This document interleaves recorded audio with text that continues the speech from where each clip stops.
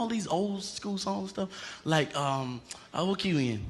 I'm country. Take me to D flat C sharp, dog. We like black keys. We like black keys. Stuff like, I'm a soldier in the army. We went to the same church. To the same church. You know, I'm a soldier in the I'm a soldier. Let's go, let's go. Everybody clap your hands. I got about 2 minutes and let this go. Y'all ready? They would sing this, Mom. I don't know why they would say, if I die, let me die. I'm like, why would you say that? If I die, let me die.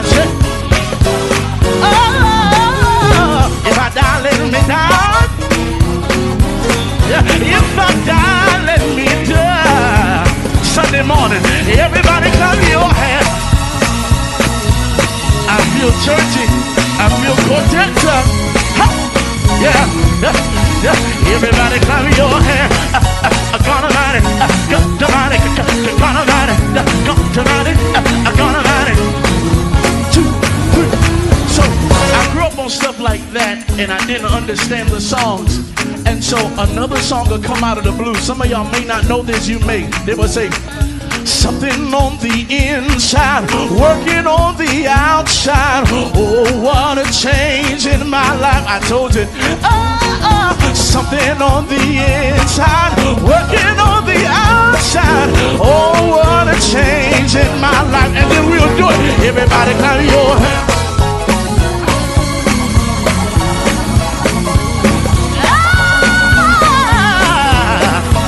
Everybody clap your hands.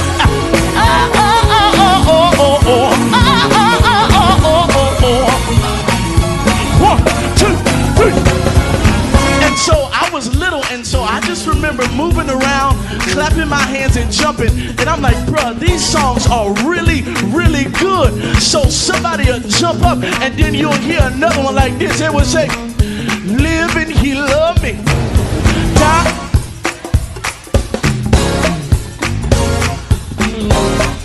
Come on, church, free me forever. One day is coming back. Glorious day. Come on, one more time. Live it, he love it. The same thing. Bury he carried my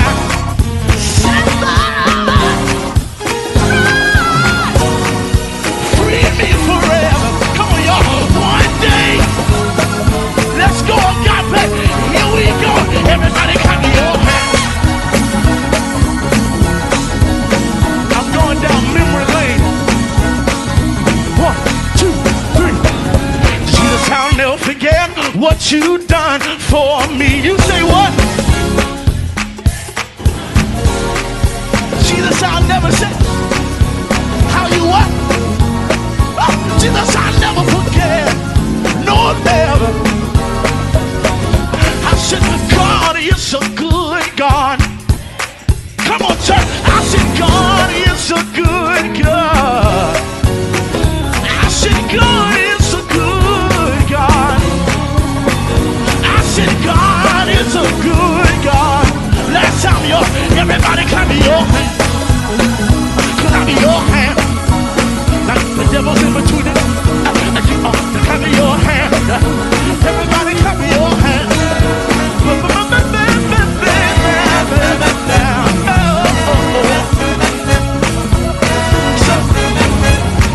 So I grew up on stuff like that. I didn't, since this is our first time, we on a date tonight. Hey, man, thank you so much for being here. Thank you for joining us. Thank you for being a part of what God is doing. I'm so excited to have those that are watching us from all of our local platforms on YouTube, Facebook, and Periscope. Thank you all so much for being here, being a part of what God is doing. We have a major event planned tonight. We have my pastor will be with us tonight. Dr. Michael P. Williams will be sharing with us tonight. We're going to do a little different, little conversational type of Bible study tonight. We normally do question and answer night at the end of each month, but tonight we're going to do it with a guest. He's going to help us answer some of these questions. He's going to help us dive into some of these things about forgiveness.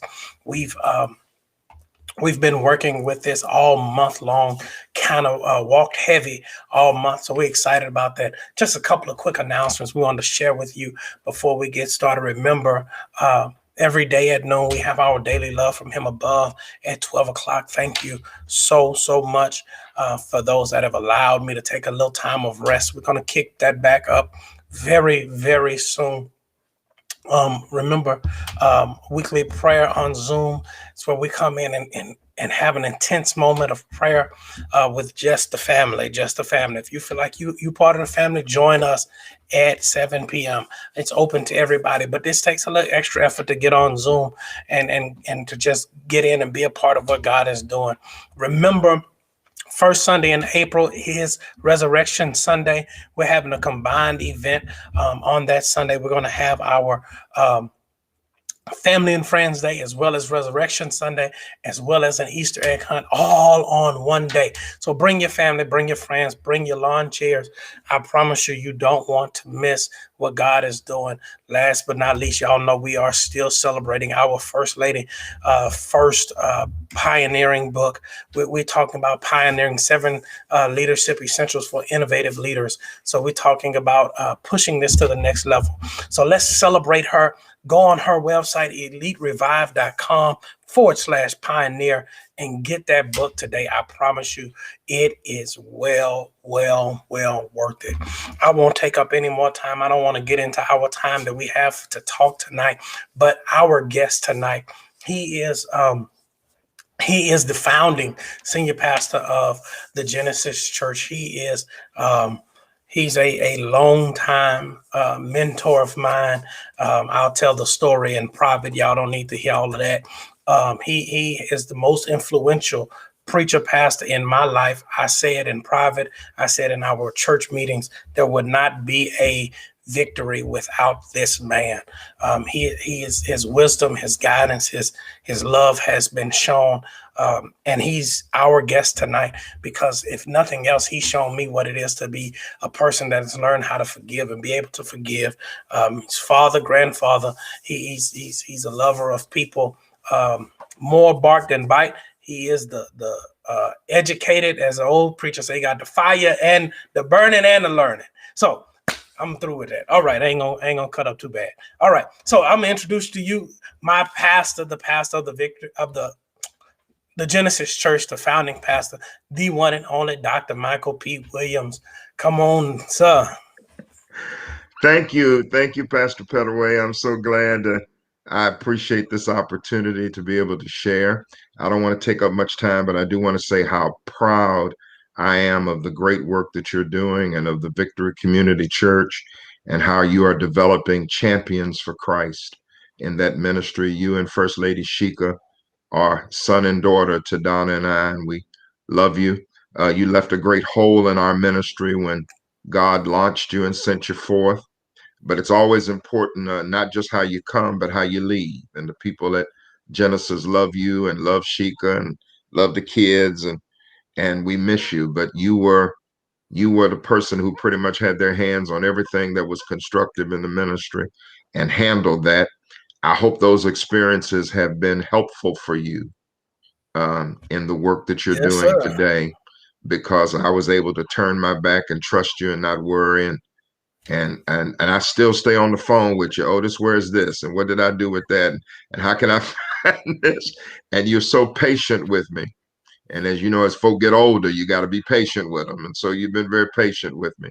But I thank God for you. And the years that we shared, those 7 years were very precious together. But I thank God for the work that you're doing and how the kingdom is being expanded. Yes, sir. I'm you already know how I feel about it. It's very intentional will be the word that I would use, because a lot of people, and this isn't even on our docket for tonight, but when we're talking about forgiveness, I'll get halfway into it and then I'll come back out to make this point. One of the most memorable sermons that I know two sermons that you've preached that were very affirming to me about where I was in my life and what I had going on was one of my first outings with you outside of the church. I was driving you to the Houston Ministers Conference, and you preached a sermon, There's Always a David. Mm-hmm. I've stolen a part of it, but I can't tell them all of the sermon because they're going to know what mine came from. But anyway, it was amazing to me because it was to see a elder statesman, a pastor that was older, talking about allowing the Davids to come along while being chauffeured by someone that had the desire to pastor and go forth and do what he wanted to do in ministry. But then not only that, the other one is our topic for tonight: forgiveness from scabs to scars.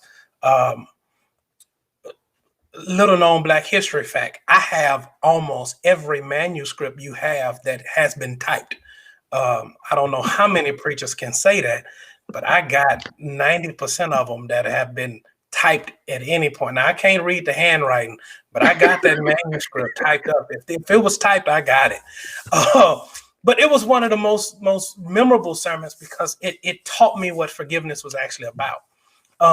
And the preacher in me, I don't know how many preachers are watching this, but one of the biggest transitions that we've went through was with me going from executive pastor of the Genesis Church to senior founding pastor of the Victory Community Church and maintaining that relationship.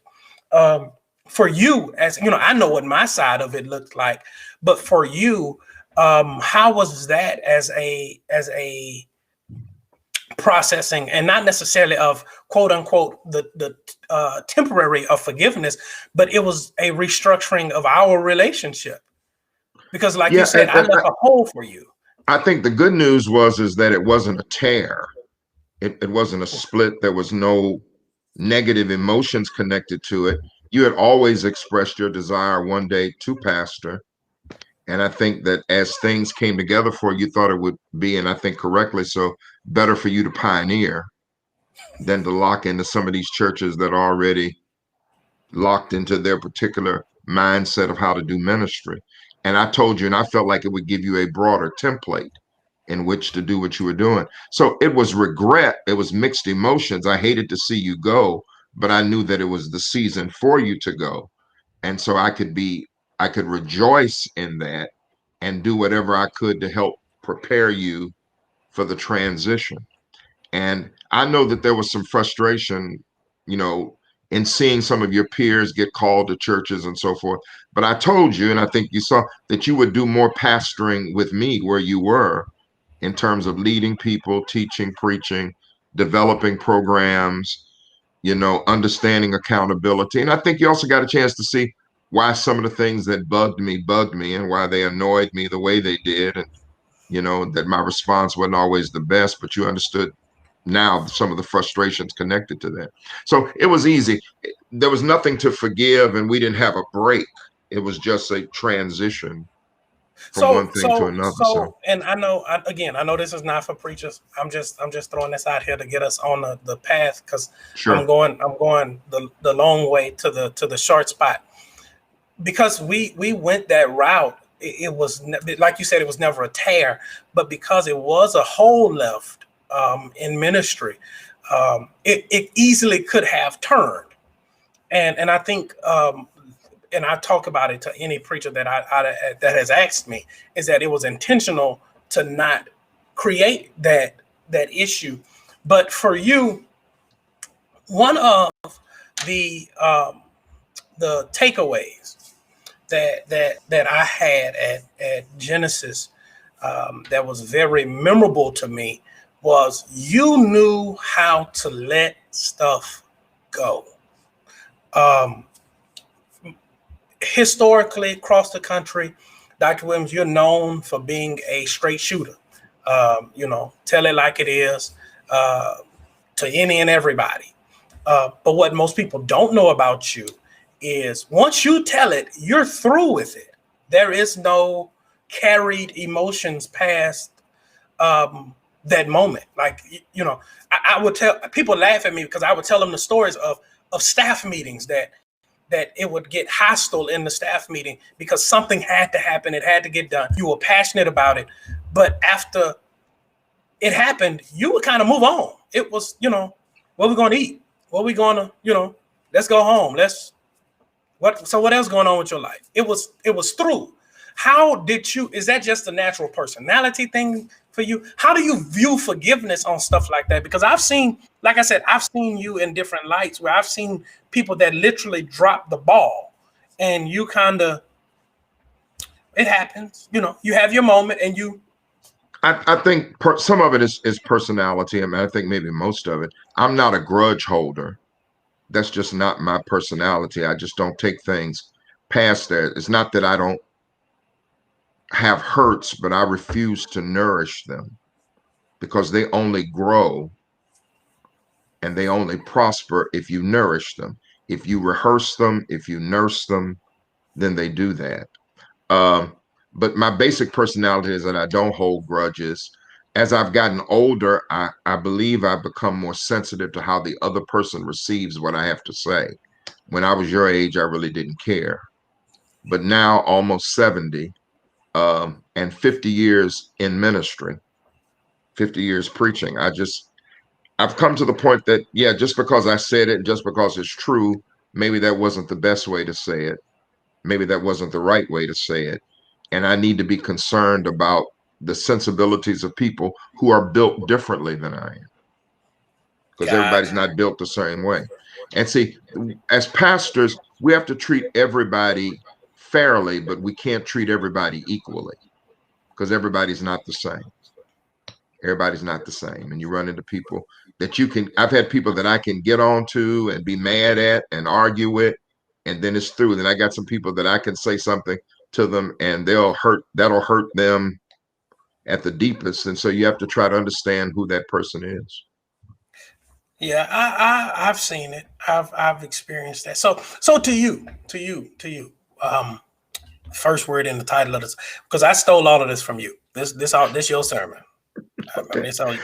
This message, forgiveness from scabs to scars, is the most requested message I've ever had. I preached it in every format. I mean, from cassette to CD to MP3 to, you know, it's been in book form. You know, it's been in a lot of different forms, and it's been requested.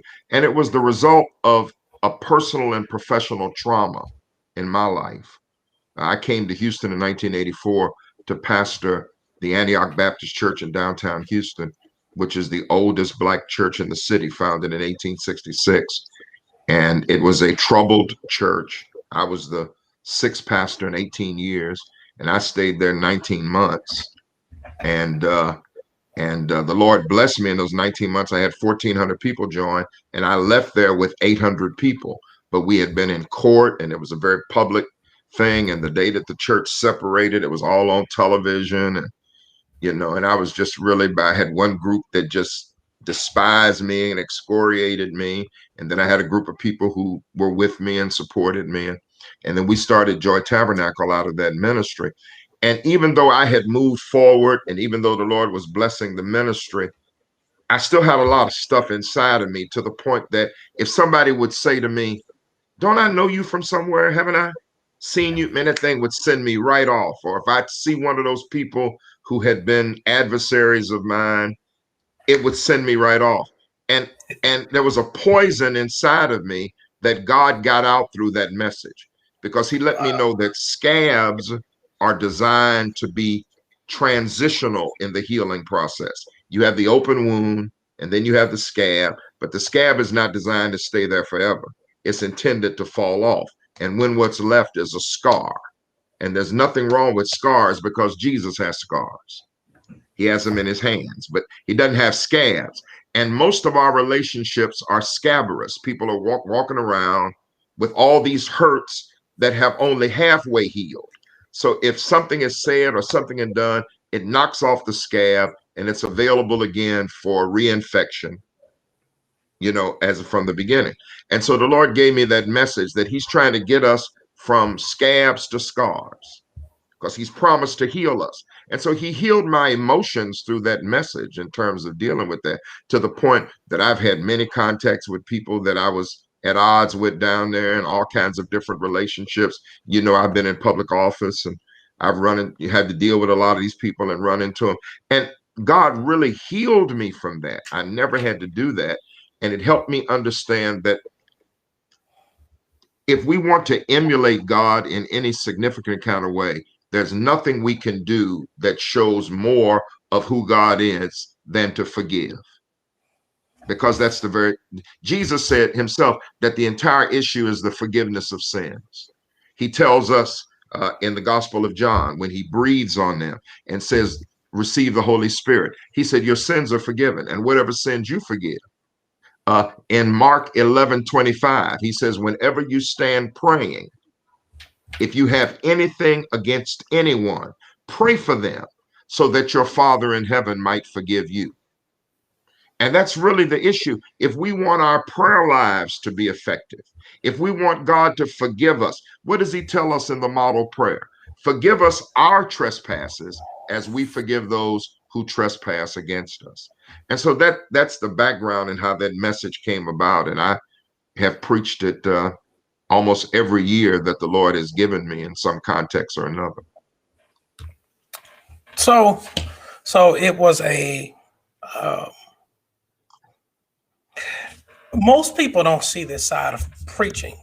And that's why I'm kind of slowing down, because you just shouted me twice. But I want to take a moment to make sure that people caught that as preachers, people assume we have it all together. But the problem with that is that most of us are preaching what we're going through. Exactly. So you were preaching on forgiveness while needing to forgive. By preaching that message, God enabled me to forgive. He enabled me to understand the depth and the power of forgiveness. He helped me understand that if I wanted to have a right relationship with him, I had to forgive. Now, he taught me several things about forgiveness, that in the message, that forgiveness and reconciliation are not the same thing. That's because you forgive somebody doesn't mean that things go back to the way they were before. That the primary purpose of forgiveness is not to deal with the other person as much as it is to deal with you. That you've got to cleanse yourself. That forgiveness is and I hope nobody's offended by this, but it's a spiritual enema.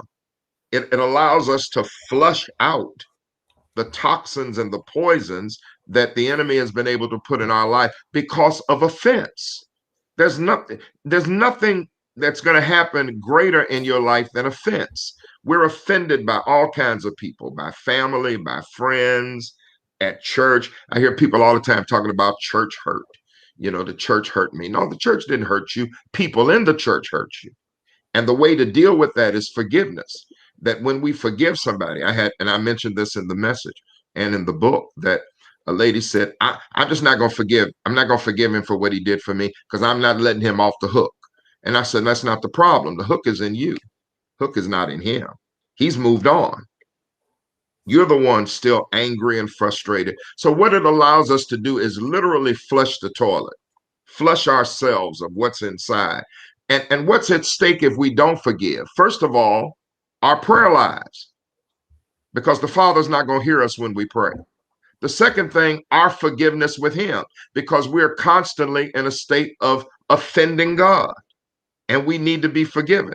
And the third thing is that we walk around in a scabrous state, and it doesn't take much to knock off the scabs, and we bleed again, and we're open for infection. Okay. I've become an expert at this because I've had to forgive so much, and I've had to be forgiven because I've been offended and I'm an offender. I've been both of them. And so forgiving a person means I got to move on. I got to move on. You hurt me, and it's intolerable. What you did or what you said damaged me deeply. Now, what do I do about that? Do I allow that to paralyze me? so that I cannot move forward in my life? Or am I able to take a step toward healing? And the first step toward healing, Pastor, is forgiveness. And you don't have to be in the person's face. You don't have to talk to them.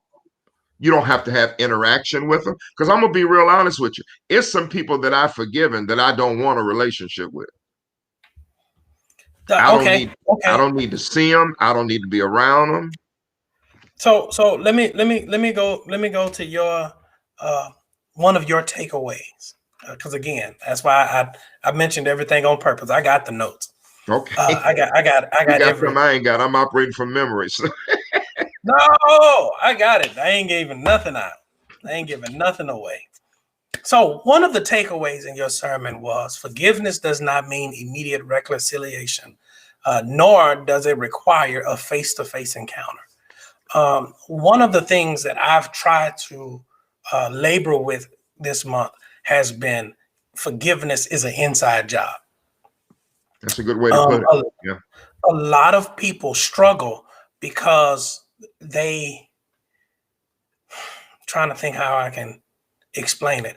A lot of people struggle because they look for that closure, because that's the word we come with that ends the forgiveness. They look for that closure in somebody else. But from what you're saying is that I can forgive you and never have a discussion with you. And that to me blessed me, because I always walked around saying, I need to talk to them because I need to explain, I need to make an amends. But amends and forgiveness aren't the same thing. No, it's not. And when we talk to people while we're in the process of forgiveness, because I want to emphasize that forgiveness is a process, that while we're in the process of forgiveness, if you talk to that person, see that person, interact with that person, encounter that person at the wrong time in the process, rather, you'll throw yourself back. Because what you'll end up doing is relitigating the same situation.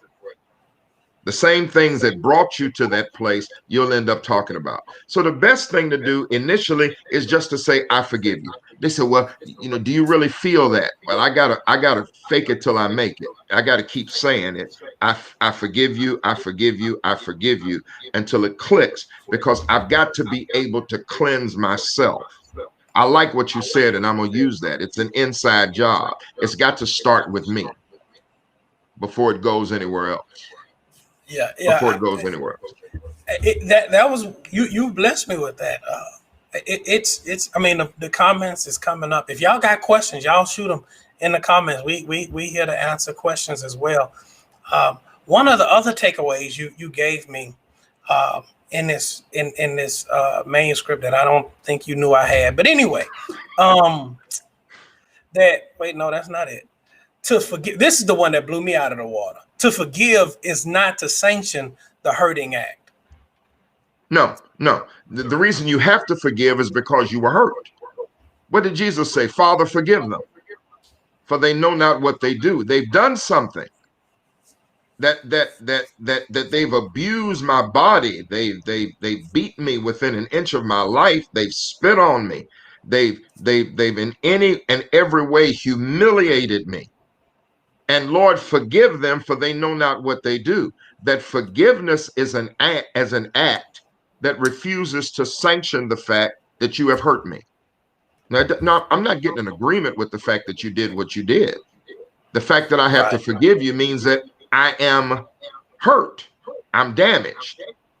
But here's the thing about it. I'm not going to stay there. No, Justin Edwards, I'm not sending you anything.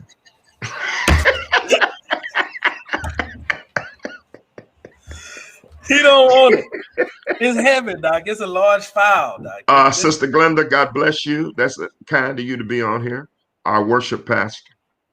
Yeah, the comments been flowing. I've been trying to get them on the screen as soon as possible, man. So so when it comes to, because that's where a lot of people are hurt.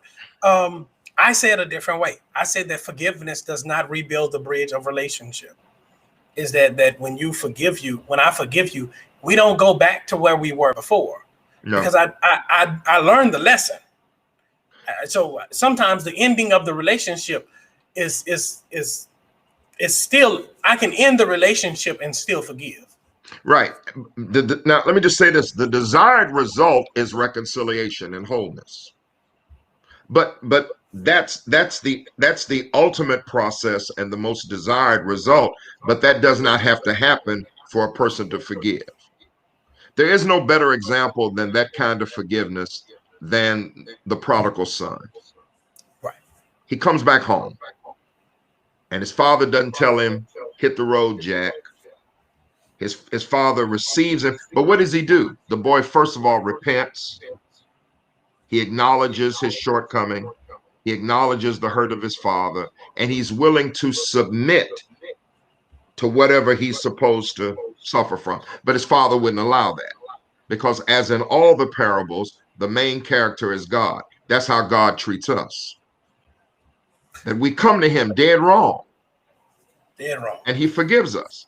In all of these situations where Jesus keeps saying to people before he heals them, your sins are forgiven.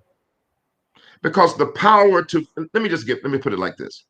The absolute power that any elected official at a certain level, a governor or the president of the United States has, is the power to pardon. Yeah. Some of them misuse it, some of them use it correctly, but when you pardon somebody, that means it never happened. There are no legal consequences, there's nothing. And that's an absolute power. It's called the benign prerogative, is what it's called. It's the absolute thing that you can do. I'm saying that God demonstrates that in his relationship with us. So therefore, we must demonstrate that in our relationships with one another.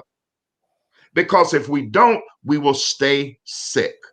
People stay sick, their relationships stay sick, churches stay sick, marriages stay sick, relationships between parents and children stay sick, because there is no understanding of the power of forgiveness.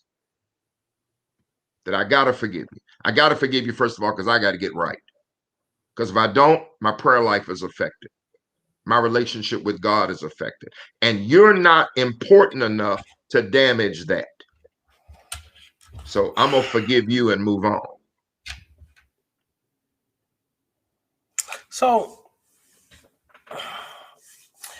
also, I could have put these on the screen, but I'm selfish and I don't want people to get too much of this manuscript. Anyway,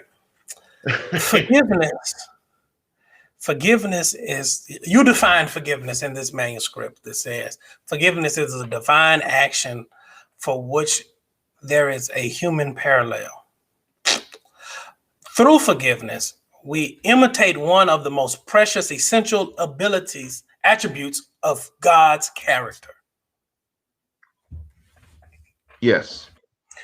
That the forgiveness is a divine act that we can emulate.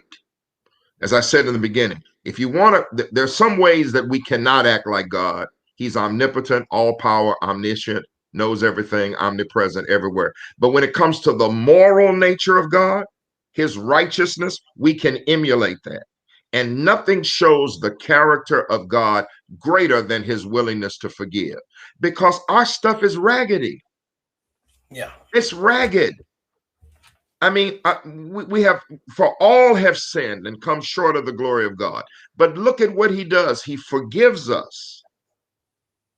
Now, the difference with God, he not only forgives us, but he restores us. Oftentimes, there are situations because of the sin nature where restoration is not possible. Some people you can't restore with because they haven't changed. They're going to keep hurting you if you allow it. You can't, they're too prideful. Right. I mean, there's a lot of reasons that you can't, but when it comes to God, if we humble ourselves and see that we've offended God and we've been forgiven, our desire is to be restored. Somebody put on the screen heart posture. That is so true, because what it is, we have positioned our heart the same way that God has positioned his. And that's why forgiveness is such a joy. It's a joy to forgive. It's a joy to be able to say it. It's a joy when you know it's true and you forgive it in that process. Yeah. So one of the other takeaways that you dropped in this sermon that again, I'm just bringing back is to forgive is not to forget. Oh, yes. Yeah. That come back to step, but forgive is not to forget. You don't get amnesia when you forgive somebody. You still remember the hurting act that caused you to have to forgive. But the difference is it does not affect you with the same potency and toxicity that it once did. It doesn't have the same impact on you. You're not going to go to heaven and ask Jesus, do you remember a guy named Judas Iscariot who betrayed you? No, I never heard of him. I didn't even know the guy. Of course he knows who he is. But the impact of that has lessened through forgiveness. That's the difference. If I can kind of digress for just a minute, that's the difference between Judas and Peter. If Judas had been as smart as Peter, because they both betrayed him. They both betrayed him. Yeah. Peter's betrayal was probably worse than Judas's because Peter was in the inner circle. Close. There's some people that can do things to you that don't really impact you because you're not in relationship with them. You don't know them that well. It don't really matter. But when somebody's close to you, like Peter was, he was on the Mount of Transfiguration. Peter walked on the water with Jesus and he stabbed him. But what did Judas do? He went and killed himself. What did Peter do? He hung out with the disciples in the back. He didn't get up close, but he stayed in the back and showed up every time. And then finally, Jesus calls his name, Simon, do you love me? If Judas had been as smart as Peter, we would be having St. Judas Baptist Church and we'd be preaching from the Gospel of Judas. What I'm saying. And what a statement he could have made. What a preacher he could have made if he had been able to preach. I betrayed him for 30 pieces of silver, but he forgave me. He forgave me and restored me. The story wouldn't end. A lot of people never get restored because they spiritually kill themselves. They commit suicide, man. They gone. They gone. They gone. They kill themselves. I'm not gonna run around my own living room. That's just not gonna happen. You know. I'm trying to tell you, man, this is the power of God, man, to forgive. We've got to learn how to forgive each other. And yes, we get offended. People have offended me, and I know I've offended them. There are people that I know who love me, who I've offended. And my dad used to say this all the time. The closer we are to God, the more sensitive we are to our sins. And when you offend somebody and you're close to the Lord, that offense wells up on the inside of you. And the only thing that will release it is forgiveness. On both sides. On both sides. So it was a statement. I missed it in the comments. I don't remember who said it. But what do you do about those? Because this is how I view it. And I'm normally on the other side of question and answer night. I'm loving all of this. What do you do with the people that the Bible says? Let me get my preach. Oh, okay. The Bible says that the prodigal son came to himself. Yes. Which meant that at some point he wasn't himself. Yes. And when he came to himself, he realized what he did wrong. What do we do about these repeat offenders? That it's a difference between someone offending you, because the prodigal son left, but then he came back. But there's no more story of him leaving ever again. What do we do about these people that are repeat offenders, that they mess up with us, and we feel like I didn't forgive you because you did it to me before? So at what point do I stop blaming the offender for offending and start blaming me for staying in the relationship at the place where I'm getting offended? Well, two things. First of all, Peter asked that same question of Jesus. How many times should I forgive my brother? What if he offends me 7 times? Jesus said 70 times 7. And he didn't even mean that arithmetic number, but as many times as you are offended, then you must forgive. But common sense application of the situation in our lives, sometimes you have to move yourself out of a situation where you're constantly being offended and having to forgive. Because if you got a person who's a serial offender, they keep doing the same thing, why do you keep positioning yourself for that? Now, sometimes there are relationships, particularly of blood. Well, marriage, people take care of that through divorce. And that Jesus forbids divorce is because he has an expectation that spiritual people will utilize all the spiritual disciplines to save that situation. But oftentimes, because we're human and we have the sin nature, we don't do that. But when it comes to other kinds of relationships that can be changed, that can be fixed, that cannot be fixed, that can be moved away, you can move yourself out of that. Yeah. You can move yourself out of that. And so you don't have to keep doing it. But Jesus's response to Peter is that as many times as you're offended, even by that person, you have to forgive them. But forgive them. I'm back to my original point, Otis. Forgiveness does not mean contact. It doesn't mean that we gotta hang out or we gotta spend time with each other. Sometimes it's just, hey, how you doing? And keep going, because I know to be in a relationship with you is going to incur constant offense, that I'm going to be offended by that. So let me ask this, because that brings me to my other thought of that we're working our way to of a revelation that had nothing to do with this sermon, but it kind of helped me with forgiveness. Is one of the things you helped me with as a person was trying to learn that some people, when they don't share DNA, you have a lot more rope for people that you share DNA with that you wouldn't have, which is why you see people put up more with their children than they would their spouse. And you would think, because children are not here by their act of choice or volition. right. You know, when you marry somebody or in a friendship with somebody or whatever, that's something you chose. And so you have to deal with that. And children can take you to the edge. We all know about the Kirk Franklin thing. You know, my thing was that children can take you to the edge, man. I mean, they can take you all the way that you literally want to choke them out, you know, in terms of what's going on. And they can be constant sources of offense. Right. Because not only do they share DNA, but they often share personality defects that you have. You see them in that, and they don't connect with you in terms of doing that. But, you know, rather than people seeing a way to, somebody said, feed them with a long-handled spoon. That's probably truth to that. But in terms of other kinds of relationships, there's only so far that everybody's going to go, which is your point in those relationships, that the leash is not quite as long as it is for other kinds of relationships.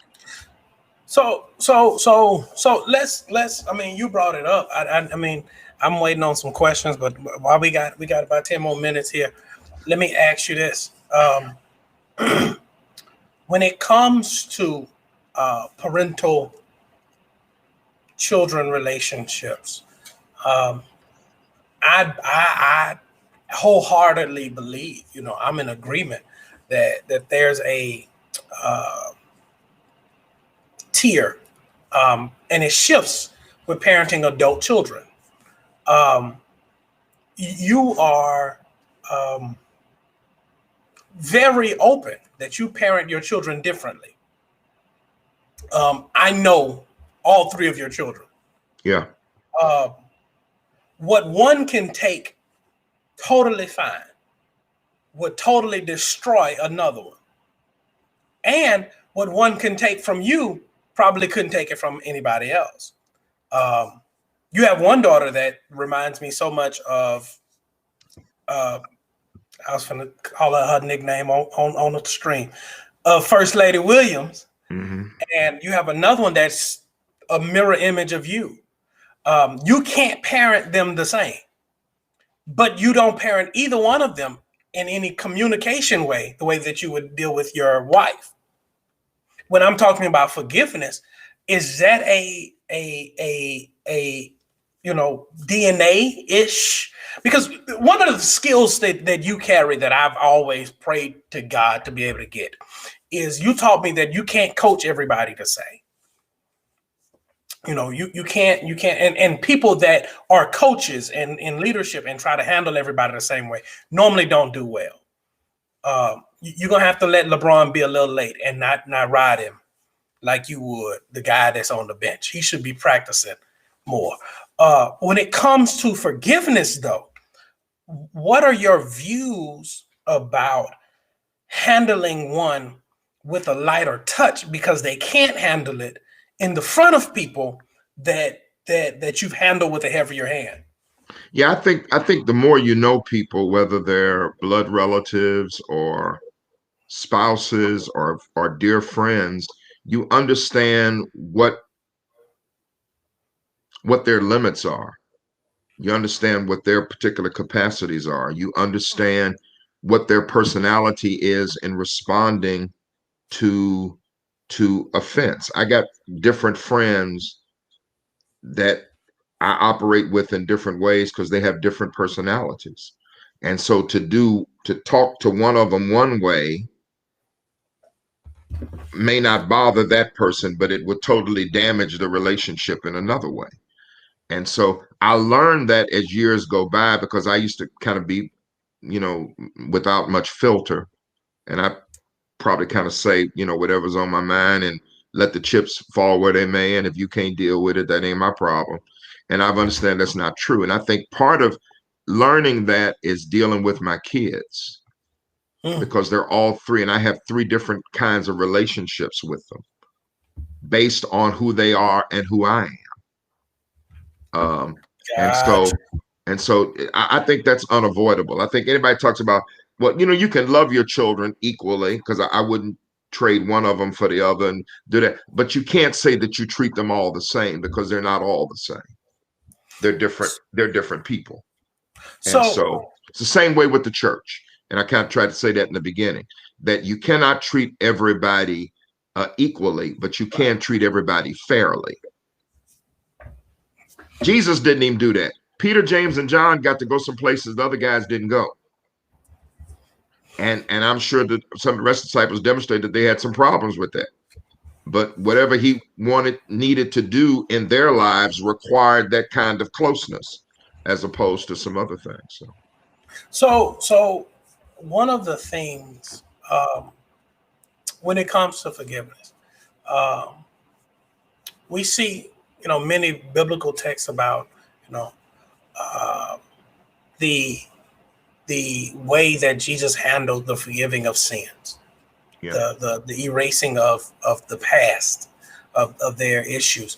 I know, in the 10 years I was physically present at the Genesis Church, I was offended. I got offended. We had some meetings and some stuff was offensive to me.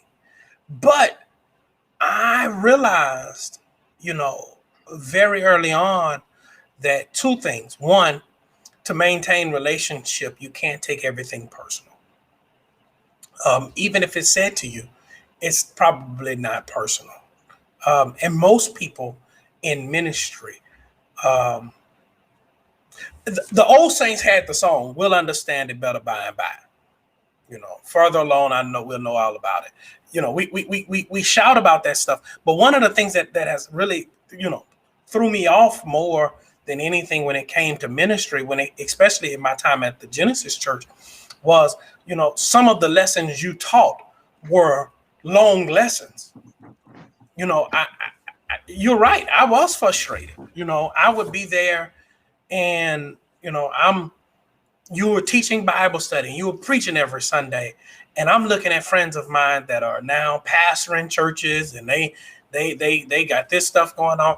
And it probably took 3 years before I was able to realize that, then they started being honest, that, some of the stuff they were doing or not able to do at their churches as pastor, I was doing more as executive pastor, even to the point around the end time that they would come and preach at Genesis, because you would invite my friends to preach. You know, hey, who do you think? Blah, blah, blah. And I was handling the finances to a certain extent. And so they were just amazed that they had to come to my office to get a check. and they were pastoring. Right. I mean, name on the side of the van. And they didn't have that knowledge and authority to be able to handle certain things. And to me, when I think of forgiveness, it's sometimes learning later on that it was just the lesson. You know, it's in one of my lessons. One of the principles I teach is it's the eating the meat and spitting out the bones. You know, I tell people, at Victory, we didn't split a church. There was no seed church that sent us 50 members and said, these 50 tithers are going to help you get started. You know, it was a conversation in the car with me and you that became a conversation around my dinner table, that we kind of just went out and not knowing in the hotel who was showing up that Sunday. Right. But the forgiveness of that situation, because it easily could have become what it had historically become in most African-American churches when it comes to a splitting of leadership. Right. I didn't call them members. And I just asked myself, and I'll be very honest, I always wondered, would it have been different if you'd been in Houston doing it? Because you were in Brazoria County, you were down in Angleton, and that's a different kind of situation. The Opportunity Foundation for your ministry was started through the Genesis Bible Study, which was yours. It had our name on it. It had my name, but I didn't do anything. I didn't have anything to do with it. You did that, and you built that, and that was what you had done. But I've never been one, I guess my particular personality, to be jealous of another man's gifts or work, or another woman's gifts or work. And I have never been one to not want to see the people I love succeed. And I had enough sense to know that you were going to meet other people, that other men were going to sow into you. They were going to see your gifts. They were going to open up doors for you. I have no problems with that. I want you to be successful, and I want God to bless you in every possible way, in your family and in the work that you're doing. And so I was thankful that I didn't have to put any of that into practice with you about forgiveness. I didn't have to do it. Right. And you didn't have to put any of it in practice with me. We didn't have to do that. It didn't work that way. And the reason I keep bringing that up is because some situations can start off. They turn ugly. They do. Yeah.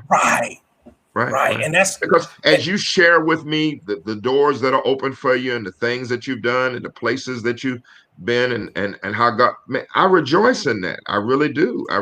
Because, I just thank God for him being able to do that with you, because I love you and I know what a blessing you have been and still are to my life in terms of doing it. I don't have to be there every event. I don't have to come for every day you have. You ain't got to invite me. That's my past. You ain't got to do that. If you need me, I'm there. If you want me, I come. But the bottom line is that I rejoice in the benefit and the blessings that God has shown in your life. And it really means a lot to me. Yeah, my wife is, she was there, especially toward the end of stuff. Yeah. And like she just put in the comments, it's true mentorship. And the reason I wanted to highlight that, because I'm going into the last statement that I stole out of this, that I got out of the sermon, is that when we're talking about true mentorship, it really is, a submission to the wise counsel. There's not a door I've ever could walk in and not have to acknowledge the Genesis Church. It will always be, when I got there, the guy I was when I got to the Genesis Church and the guy I am when I left, two totally different people. Well, you came there working in the office. Right. under some difficult circumstances. We won't talk about those, but under some difficult circumstances and personalities. You worked in that office. You were doing desktop publishing and stuff like that for me. But eventually I saw more now. I knew you were a preacher and I didn't want to leave you with that. You started working with the young people, but went past that and eventually became executive pastor because of the gifts that you have. And the people love you at our church because they saw your loyalty and your support for me. And I had enough sense to know that you didn't agree with everything I said or everything I did, and that there were some things that you would do differently. I had enough sense to know that. But agreement is easy because you agree. It's submission is hard. And once you learn the lesson of submission, then you get blessings, particularly when you know somebody loves you and wants to help you. You came out of a place that you were before you came to Genesis, where the pastor there did not want to help you. For some reason, he saw you as a threat or a competitor. I never saw that. And I felt comfortable every time you preached. If I was out of town, if I was in town, I never felt like that there was ever any kind of subversion of anything. I felt like that you were committed to what I was doing until that season was over. And when that season was over, then God had, and he says, if you're faithful over a few things, he'll make you rule over many. Now he has, put you in the hearts and lives of countless numbers of people and impacting the community where you are, in terms of doing that. And I'm happy for it. So the word you used was loyalty. Yes. That it's my loyalty, because I always, pretty up my time at Genesis, of the lessons learned, and I grew. I messed up a lot in that growth. You did. Yeah, you did. I had a lot of growing pains, and I was covered a lot. Yeah. I was totally covered a lot. And I think 98% of that was because of loyalty. I won't go into details of the story. No, you don't need to. I hadn't been there but about a year, and someone brought a conversation to you about me. An accusation against you. Right. And I had no idea what was going on. But because of the loyalty that I had, it helped you defend me without even knowing my side of it. But I'm bringing that up during the forgiveness series because some people have a version of viewing when they've covered people to get even after I've covered you. Because I covered you, now I put it in my bank that I can use it against you later. But one of the statements in your sermon says, when we forgive, we surrender our right to get even. That's right. That's right. That's right. Vengeance is mine, saith the Lord. I will repay. That whatever people have done to us that are hurtful, after we have forgiven them, the first thing we give up is our right to get even with them. We can't do it. It's done. It's done. It's done. It's done. And I knew, just to refer back to that for a minute, that what those people were saying was an attack, not just against you, not just against your ministry future, but it was an attack against me because they weren't loyal to me. They weren't loyal to me. And it revealed to me their lack of loyalty to me, which was later proven. Right. That they were not loyal to me. And so that event was very important to me because it not only showed me some things about you, because I knew when we did talk about it, you were very truthful. Yeah. About it. I said, Pastor, I don't really know what that is. And I knew that they were using that as a weapon because the enemy knew what God had planned for you. He knew that there was an anointing on your life. And I knew that too, that there was an anointing on your life. Yeah. One thing I've always, and this is not about forgiveness, and we can get off of that because we through for the night. But I wanted to kind of talk about when it comes to being with someone and tying yourself in ministry, because Victory is a young church. We literally just in January it would have been 2 years. 2 years. We a new ministry. One of the things that I've learned, especially from you, is to tie myself to the people that's tied themselves to me. That's right. You know, what I've realized is, especially at Victory, is the people that I love, the people that love me love. They'll always give people a shot. If I say, hey, this is a good preacher, this is a good person, this is a good, they for it. One of the things that I honestly have never kind of shared publicly to thank you is thank you for letting me jack up some of your stuff. So I ain't have to jack up my own, praise the Lord.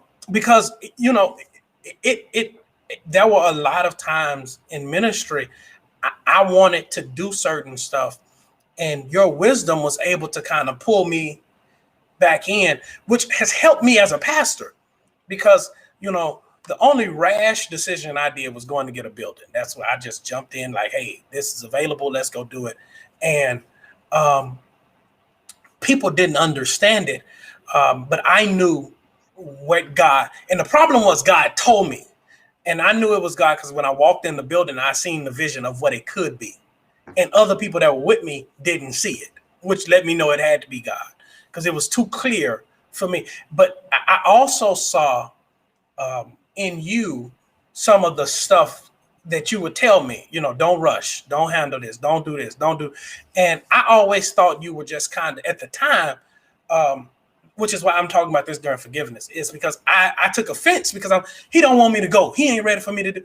But you saw that it could hurt you running fast. And you saw in me some of the mistakes that you had made and had recovered from, and like, hey, don't do. So that's one of the things that I'm really, really, really happy about. I'm thankful, Dr. Well, Williams, you know, let me just say this, and I know we need to go. I know people are done, but let me just say this. You know, the thing that you did that a lot of young men don't do, and some of them have not done with me, is that you were willing to listen and weigh what I had to say. At the end, you're going to make your own choices and your own decisions, but you waited. As I said earlier, I knew that there were frustrations as you saw a lot of your peers who you knew you had greater gifts than, you were a better preacher than, yeah, but you didn't get the church or the church something. And some of them, you kind of looked at me side-eyed because I told you wasn't going to get the church. I said, because when they ask you questions, you're going to tell them the truth. You're going to share with them what it is, and they're not going to call you down there.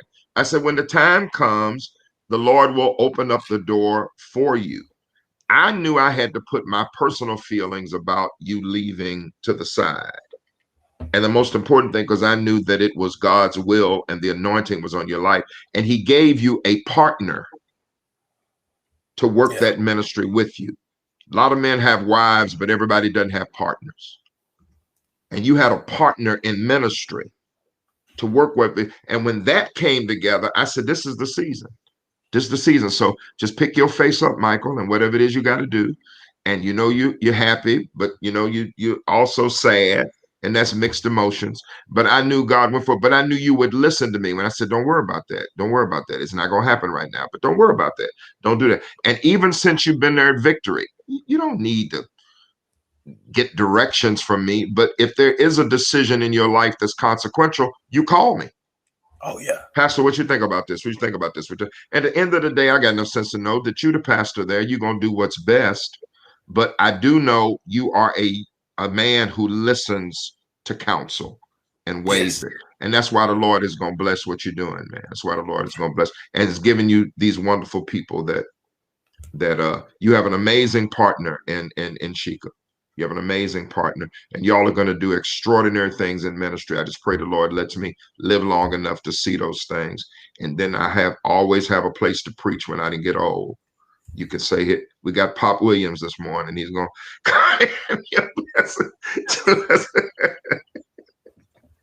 Yes, sir.